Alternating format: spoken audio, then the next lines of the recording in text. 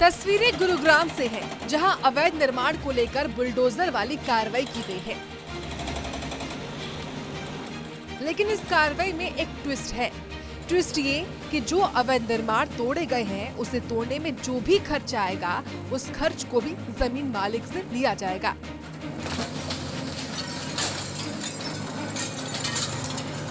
जी हाँ, दरअसल हरियाणा के गुरुग्राम में डीटीपी डिपार्टमेंट की तरफ से अब एक नई शुरुआत की जा रही है। डीटीपी डिपार्टमेंट की तरफ से जो अवैध निर्माण तोड़े गए हैं, उसे तोड़ने में जो भी खर्च होगा, उस खर्च को भी जमीन मालिक से ही लिया जाएगा।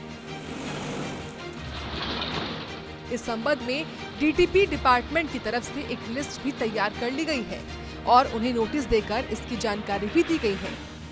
इस संबंध में डीटीपी गुरुग्राम मनीष यादव ने क्या जानकारी दी, सुनिए।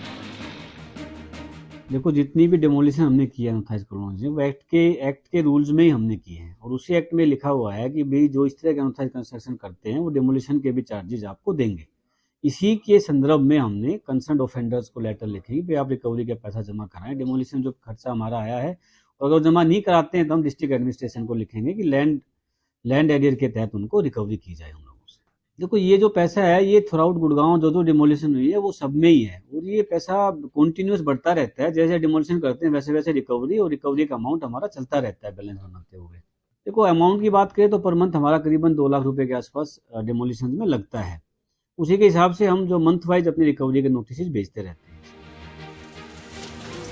बता दें, विभाग द्वारा एक डेमोलिशन ड्राइव चलाने में करीब 1 लाख रुपए तक का खर्च आता है।